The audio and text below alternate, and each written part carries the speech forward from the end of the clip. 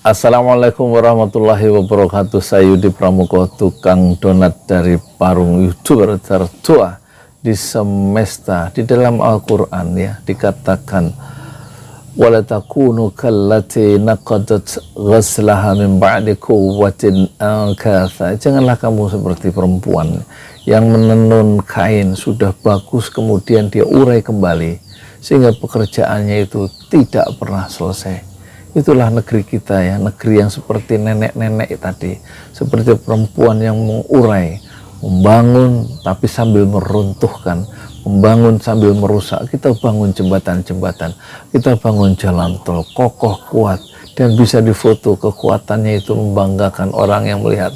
Tetapi sifat-sifat kemuliaan tidak ada. Kita melakukan pembunuhan semau-maunya. 6 laskar Front Pembela Islam dicabut nyawanya oleh negara tanpa pertanggungjawaban hukum, tanpa keputusan pengadilan, dan tidak ada pejabat yang memberikan satu pernyataan yang mengecam pembunuhan yang dilakukan oleh polisi Polda Metro Jaya yang merupakan pembagian dari pemerintah sendiri.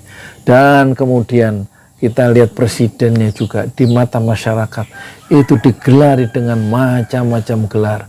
Kita lihat bayangan Pinocchio muncul di cover majalah Tempo yang menggambarkan Presiden Jokowi dan memiliki bayangan seperti seorang Pinocchio yang berhidung panjang. Satu gambar yang satir yang sangat tajam ya, untuk menunjukkan bahwa Presiden sering ya berjanji dan tidak ditepati, sehingga cover judul majalah Tempo itu adalah janji tinggal janji.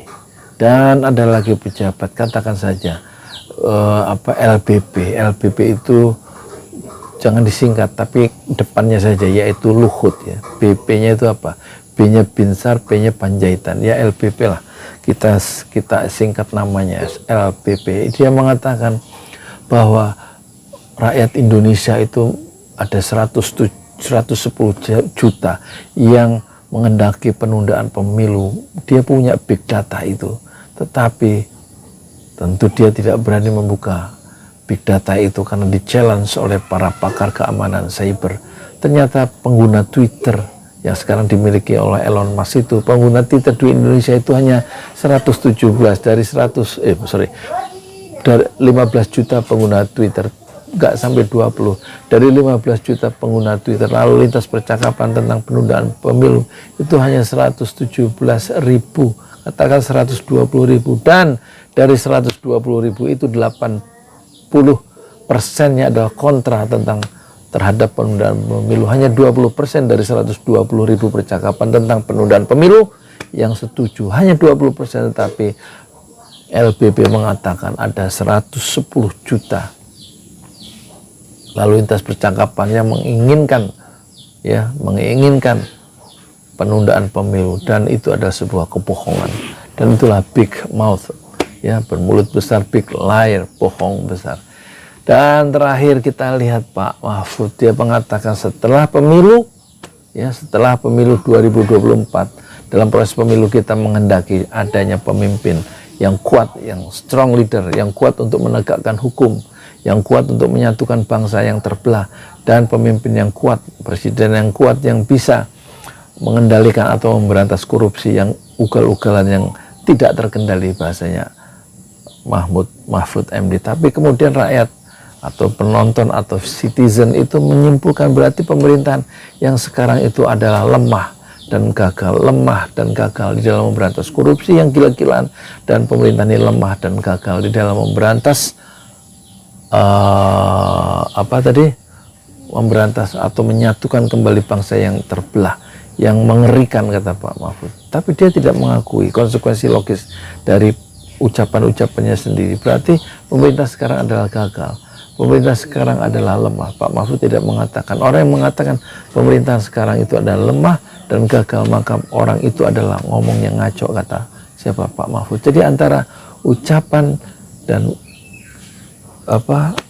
dan tindakan dari pejabat itu selalu tidak membuat hati rakyat itu menyimpulkan bahwa pejabat-pejabat kita itu memiliki integritas pribadi yang kuat. Jadi susah dipegang ucapan-ucapannya, dibantah sendiri ucapan-ucapannya, padahal masyarakat hanya menyimpulkan, hanya menarik konsekuensi logis dari ucapannya. Justru Pak Mahfud mengatakan pemerintah sekarang adalah sukses dan pemerintah sekarang adalah berhasil memberantas korupsi dan berhasil merekatkan kembali bangsa yang terbelah. Apa begitu? Tentu nanti dibantah lagi. Tidak gitu maksud saya. Saya tidak mengatakan seperti itu. Itulah jadi ucapan-ucapan pejabat kita itu sungguh ya mencemaskan kita, tidak bisa menenteramkan hati karena tidak bisa dipercaya. Belum lagi lifestyle pejabat-pejabat kita yang hidup dengan mewah, dengan kekayaan miliaran rupiah ya, dan melompat dalam 1 tahun kekayaannya bisa bertambah sebagai pejabat publik, sementara rakyat itu bertahan hidup dengan gaji UMR, upah minimum regional 5 juta sekian,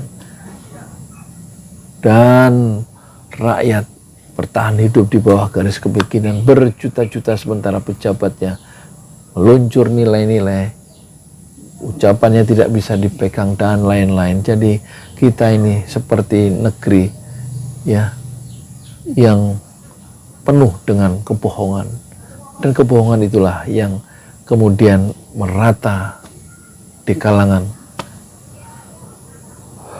rakyat karena dicontohkan ya oleh pemimpin-pemimpinnya sendiri. Mungkin ini yang dulu disebut oleh Pak Nasir, zaman pemerintahan Orde Baru yang selalu menekan kebebasan sehingga orang takut bersuara.